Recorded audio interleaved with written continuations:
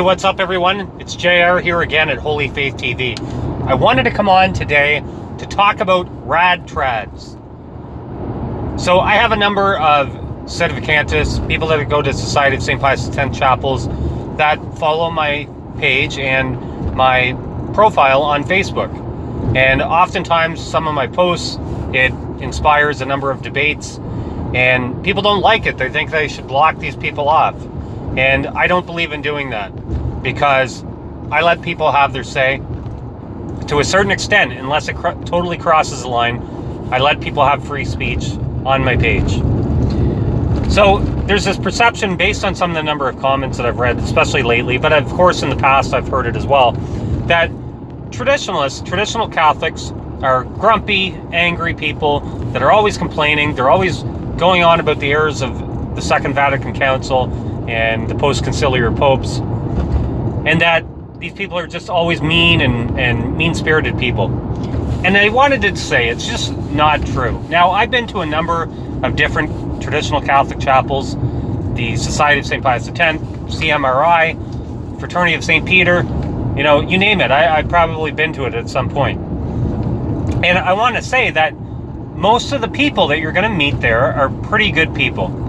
They're nice, friendly people. They're kind, generous, and this idea that traditional Catholics are just always mean and grumpy and angry people, it's just not true. And, you know, you'll meet obviously a few bad apples in every cart, but for the most part, most of these people are good people. Now, I'm going off of my experience as well. I'm sure there's people out there that do not go to the traditional Latin Mass that have had bad experiences with people. And a lot of it comes from social media, because social media tends to bring out the worst in people at times.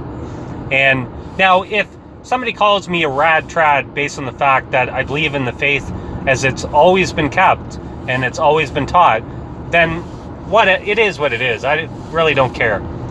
But if it means that I've been insensitive, or that I've said things that were not prudent at the time, that, you know, I take those back. And I think most people that go to a traditional chapel, if you want to convey the faith in a way that is actually going to reach people, we have to be very selective and very careful with our comments. Sometimes better judgment says that, you know, we don't need to go at somebody full force, and you see that happen a lot on social media.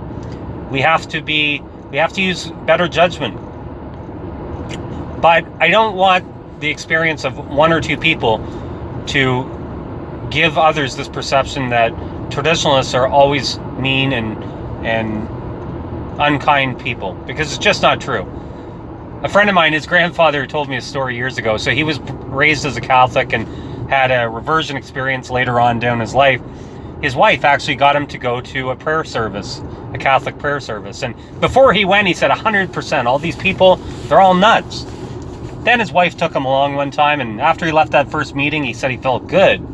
And after he left, he said, well, maybe only 80% of them are nuts. And then down the road, he went to 2 or 3 more, and he said, you know, well, it's not as bad as I thought. And one of the gentlemen in the group where he was telling this story interrupted him and said, then you realized, Eddie, that it was you had something wrong. And he said, nope, I still realize about 20% of them are nuts. And it's totally true, because, you know, and whether it's traditional or whether it's Novus Ordo, in every crowd you'll find a few people that are a little bit off the wall. But that's not limited to traditional Catholics. You go to the Eastern Orthodox churches, you find the same thing.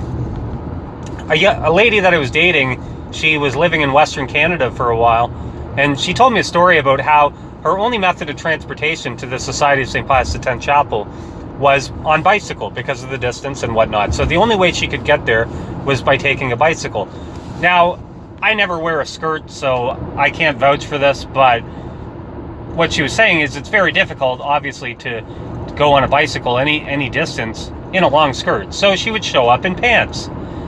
And there was a few of the people that attend the chapel there that were giving her a really hard time, to the point where she has a negative perception of the society, some of the people that go to the Society of St. Pius X. And it's quite understandable. But the priest, this good priest, and I forget his name now, stepped up and said, you know what, the main thing is that she's coming to Mass. So we don't always know all the circumstances. And the priest stuck up for it.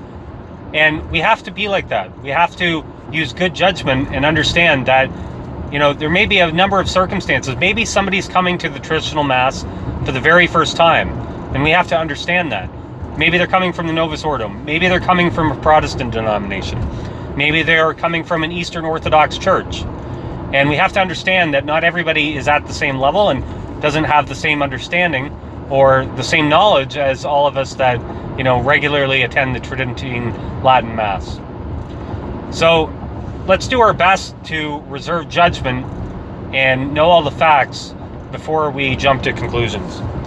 And that's all for now.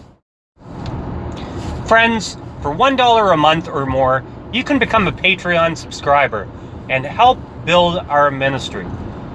So for $1 a month at our Patreon page, you're going to get access to some great traditional Catholic sermons and videos that I'm uploading for Patreon subscribers only. That's $1 a month or more, and you're going to get access to some great full-length sermons that I'm posting on there. It helps build our ministry. My goal eventually, down the road, about 3.5 months roughly is my plan, to go into this work full-time and go into this ministry. It's an important ministry that we have.